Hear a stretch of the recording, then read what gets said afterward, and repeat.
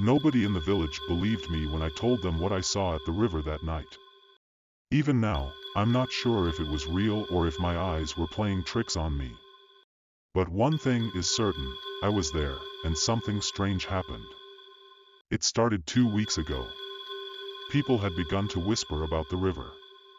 The water, usually so clear you could see the stones at the bottom, had turned muddy and thick, almost like it was alive.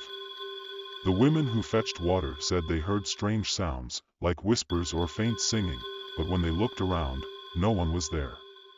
The elders brushed it off as nonsense, blaming the wind or the reeds. Then, Kofi went missing. He was a young fisherman, known for going to the river late at night. His canoe was found drifting near the shore the next morning, but Kofi was nowhere to be seen. The village was in shock. Some people said he drowned, but others started murmuring about the spirit of the river. I wasn't scared of the stories. I was curious. My name is Kwame, and I've lived in this village my whole life. I knew the river like the back of my hand. So one evening, just before sunset, I decided to go and see for myself. I didn't tell anyone. When I got to the river, the air felt heavy, like it does before a storm. The water was still, too still. I stood at the edge, listening. For a long time, nothing happened.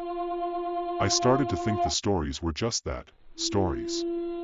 Then I heard it. It was a faint sound, almost like humming. I froze. It wasn't coming from the reeds or the wind. It was coming from the water itself. My heart raced as I took a step closer. The sound grew louder, turning into what sounded like a voice.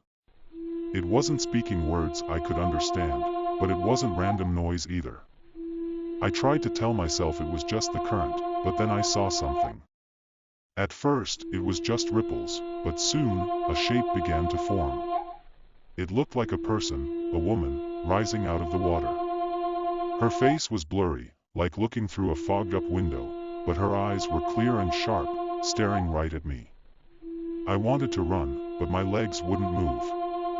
The figure raised an arm, pointing to something downstream. Then, just as suddenly as it appeared, it was gone. The water was calm again, as if nothing had happened.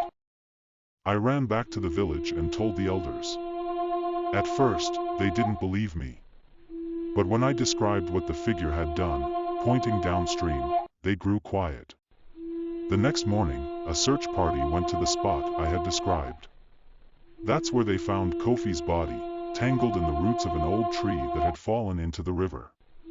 People said the spirit of the river had guided us to him, but others argued it was just a coincidence.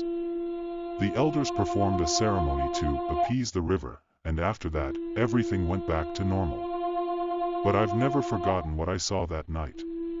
To this day, when I pass by the river, I wonder if the spirit is still there, watching, waiting.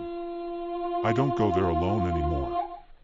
Sometimes, it's better not to question the mysteries of the world.